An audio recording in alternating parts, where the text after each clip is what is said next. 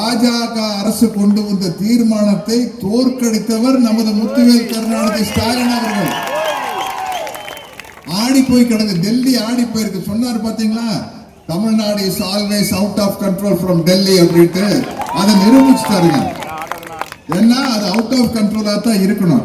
நாம் யாருக்கும் அடிபணிய மாட்டோம், தலை குனிய மாட்டோம். அப்படி யாராச்சும் அடிபணிந்து தலை குனிஞ்சிட்டாங்கன்னா அடையாளம் கண்டுபிடிச்சு அந்த அமைதிப்படை அம்மாவாசைகளை ஒதுக்கி விடுங்கள். அதி உன்னதமான தலைவர் ஆரம்பிச்ச அனைத்து இந்திய அண்ணா திராவிட முன்னேற்ற கழகம் இப்ப எங்க போய் நிக்குது பாருங்க. எடப்பாடியார் கிட்ட சிக்கி, ஐயோ கொஞ்சமாவது அவருக்கு மனசாட்சி இருக்கக்கூடாதா? ஏங்க கெத்தா நின்ன ஒரு தலைவன், அதுக்கப்புறம் ஜெயலலிதா மேடங்க என்ன தில்லுங்க, மோடியா லேடியா பாத்துலான்னு சொன்னாங்கல்ல, அவங்க கிட்ட இருந்து நீங்க கட்சியை அடிச்சுட்டு வந்துட்டீங்க. அவங்க கிட்ட இருந்து இல்ல, அவங்க கை காட்டுறது நம்ம ஓபிஎஸ் தான்.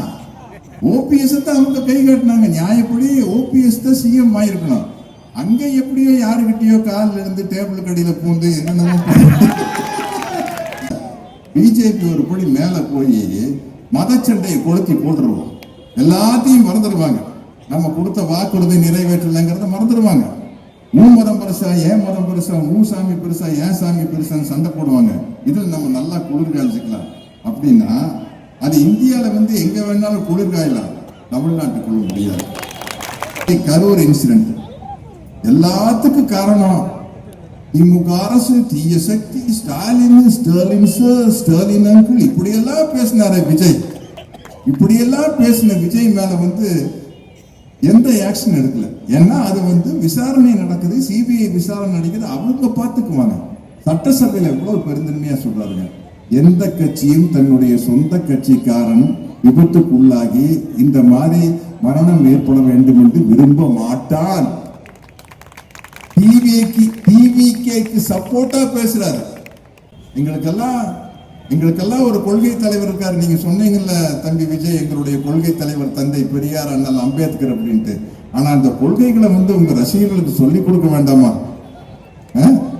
எங்களுக்கு அந்த காலத்துல புரட்சி தலைவர் எம்ஜிஆர் எங்களுடைய கொள்கை தலைவர் அண்ணானாரு, பெரியார்னு சொன்னாரு. அது அவருடைய படத்துல அவருடைய பாடல்கள் மூலமே எங்களுக்கு எல்லாம் சொல்லி கொடுத்தாரு. திரையரங்குகளை திண்ணை பள்ளிக்கூடமாக மாற்றியவர் எம்ஜிஆர். நீங்க யாரு சினிமால இருந்து வந்தாலும் எம்ஜிஆர்னா அது எப்படிங்க? அவர் உங்களை ஏன் பிடிச்சுன்னு நீங்க யோசிச்சு பாருங்க. உங்களையும் சொல்லக்கூடாது, நம்மள ஒரு சினிமா நடிகணும் ரேஞ்ச் கொடுங்க. நான் விஜய்க்கு கம்பேர் பண்ண ரொம்ப நான் இங்க இருக்கிற விஜய் அங்க இருக்காரு, நோ டவுட். அதெல்லாம் நான் ஓப்பனா சொல்லி ஒத்துக்கிறேன். நம்ம மேல எல்லாம் எப்படி அன்பு வருது? நம்ம சினிமால நம்ம நடிச்ச நடிப்பை பார்த்து அன்பு வருது இல்லையா? நம்மள சினிமா நீங்க அழகா இருக்கிறீங்க, சூப்பரா டான்ஸ் ஆடுறீங்க, சூப்பரா ஃபைட் பண்றீங்க, நல்லா நடிக்கிறீங்க, இதனால உங்க மேல அன்பு வருது. இதுக்கு எத்தனை பேர்? எனக்கும் தம்பி விஜயோட படத்தை பார்க்கறது செம்ம ஜாலியா இருக்குங்க. இப்ப மறுபடியும் ரீரிலீஸ் ஆனப்ப கூட தில்லி படத்தை நான் என் பேர பசங்களோட உட்கார்ந்து பார்த்தேன், பயங்கரமா ரசிச்சேன். அப்போ நம்மளுக்கு பிடிச்ச ஒருத்தர் நம்மள அவரை ஏன் பிடிச்சது? அவர் சினிமால நல்லா டான்ஸ் ஆடுறாரு, ஃபைட் பண்றாரு, நல்லா வசனம் பேசுறாரு, நல்லா நடிக்கிறாரு, அதனால நம்மளுக்கு விஜய் பிடிக்குது. அப்ப அவர் நம்ம எங்க வச்சிருக்கணும்? சினிமாலே வச்சிருக்கணும். சினிமாலே இருந்தா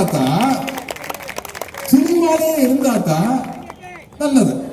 இப்போ அவரு தான் ஆர்வ கோடல்ல வந்துட்டாரு. இப்போ அவரு நம்ம முத்துவேல் கருணாநிதி ஸ்டாலின் மாதிரி கெத்தா தில்ல நிக்க முடியுமா? டெல்லியில போய் அவங்களை எடுத்து ஃபைட் பண்ண முடியுமா? டெல்லி நோ ஓடி போய் ஒழிஞ்சுக்குவோம் அப்படிதான் போல. அதனால அதுக்கு ஒரு ஆள் வேணும்.